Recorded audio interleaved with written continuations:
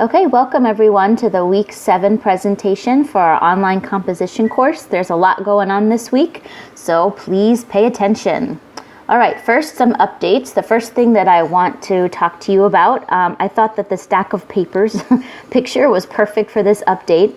It's that you might notice between the expository text that you printed for last week and then the Justice Stories set that you'll see this week, there's a lot of paper. And that's just part of it. There's even more you're going to add later. So if at any time you decide that you don't want to print all of this at home, you are welcome to come to campus. I have copies of these essays and stories in my office. You are welcome to come by at any point. I'd be happy to give you copies of these so you're not printing all of that at home. Just stop by campus, maybe email me and let me know, hey, I'd like to come and get a copy of these texts. That way maybe if I have time, I can pull them for you. Otherwise, I will pull them for you, and then if you can come during my office hours, that'd be great because I'd love to meet you. But if you can't come during my office hours and you ask me for copies, I can put them in a folder and just leave them on my office door. There's a little file on the door, and I can just put it in there for you with your name on it. So just let me know if you'd like me to pull the copies of these stories so you don't have to print. It is really important that you have paper copies of all of these stories and all of these articles. It's almost impossible to write the justice paper if you keep everything online. So you're going to need to print them. And so like I said, let me help you with that. All right, next, the overview for this week. First, we're going to look at Serial Episode 7. You're going to do another rhetorical analysis called In Praise of the Guilty Project. This connects to Serial Episode 7. Then there's the Justice Story set. There's going to be a sorting paper. And finally, there's the rhetorical mode essay research that'll be due in week 8. All right. So the first thing you're going to do is listen to Serial Episode 7 called The Opposite of the Prosecution. This episode is where you are introduced to the Innocence Project and Deirdre Enright. Sarah seeks Deirdre out and they talk about Adnan's case. So it might be a good idea to look up Innocence Projects a little bit just so you're familiar with them, because the rhetorical analysis is a complete criticism of them. So it's good if you understand them first. You might want to work on your curiosity quest. It's not due until next week, but there's a lot due next week. So it might be a good idea to get it done and get it posted early so that it's all done and you already have it. All right. Then you're going to print the article In Praise of the Guilty Project. And you're also going to print the rhetorical analysis worksheet. So you're going to need both of those printed before you watch the setup video. It's really important that you watch this video. I am going to give you answers to some of the parts of the rhetorical analysis worksheet. This article is long, it's complicated, and I want you to note at the bottom of the page that the article was originally published in the UPenn Journal of Law and Social Change. This matters because that helps you think about audience. As you're listening, as you're reading the essay, it's a good idea to remember who Abby Smith was writing this for. That will help as you fill out the rhetorical analysis worksheet. When you're done listening to the video, you'll have a couple sections left to complete on your own. And when you're done with those, you're going to upload the worksheet to the assignment folder to be graded. Also, hopefully you're going to see lots of connections between this article and the Innocence Project episode of Serial. Okay, next is the Justice Story sorting. So if you look in this folder, you're going to see that there are lots of stories there. Again, that's why I had the little paper icon and I told you I'd print stuff for you. Just stop by, I'd be happy to do that.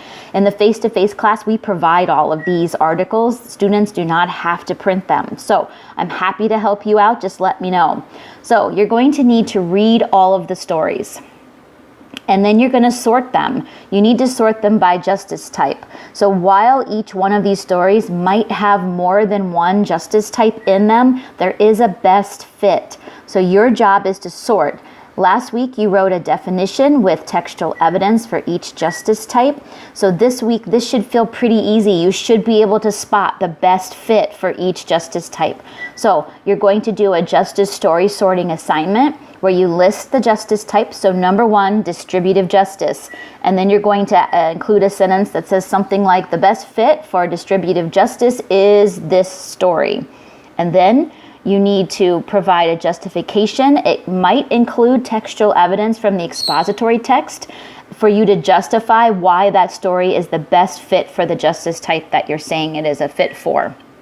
Then repeat that process with each one of the justice types. Please note, if you can see here in the directions, that for social justice, there are 2 texts. That should feel pretty obvious as you're sorting. You'll be able to see that, I think. All right, so when you're done with that paper, you will submit it to the assignment folder. Okay, next is an introduction to the rhetorical mode essay research. There are 2 parts of research for your rhetorical mode essay. So you need to read the instructions. It's the first document in the subfolder. Please read it. I went through very methodically and told you what to do. So make sure you look at that. You are then going to read everything in the rhetorical mode justice story pool. We have compiled about, I think there's 4 to 5 really good example stories for each justice type. You're going to want to read all of them.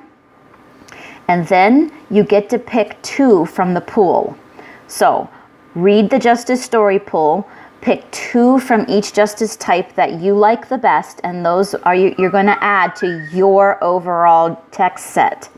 Then there's the open research component. This is where you, on your own, you're going to go out and find one fantastic example story for each justice type. It is important that you know what was in the pool. It's important that you know what was in the justice story set, because you cannot duplicate any of those. These need to be brand new stories. Remember, they can be stories, children's stories, myths, folk tales, fables, any of that is fine. You can use nonfiction text, but make sure there's a story in them. When you look at the restorative justice text, you'll notice that we picked some nonfiction stuff, but these are stories about real people. So it can't be an informative expository text. We already picked those for you. You need to make sure that whatever text you choose for your open research component is a story. So it can be song lyrics if the song lyrics have some kind of story in them. Poetry is fine as long as it has some kind of story around it. You must have a story. If you have any questions about the things that you're finding as you research, make sure you email me. I'd be happy to weigh in and let you know if this one would work or not. So again, 2 components to your rhetorical mode essay research. This is not due until Friday of week 8, so you have a while to do this. You need to first do the open research component, where you're finding one example of each justice type. And then there's the pool choices, where I've done a ton of research for you, found really good examples of each one of the justice types. You're reading through all of them and picking 2 from each justice type. Again, the instructions explain all of that. When you're done, there's a paper. The directions are on the instruction sheet, and then you will upload the paper to the assignment folder that explains your choices. Again, this is not due until Friday of week 8, but you should probably get started, especially on the open research. You want to start looking. But again, it is so important that you know it's in the pool, because you can't duplicate. Okay, so get started on your research. That's all for week 7. Have a great week. Happy story reading. I know students have gone to the library, to the children's section. They've gone to our library, but even your public library is a great resource for this, and they've kind of sat down in the children's section under the mythology and the fairy tales and the myths, and they've just done a lot of reading. There's also a lot of really great stuff online, so happy looking. Let me know if you have any questions, and have a wonderful week.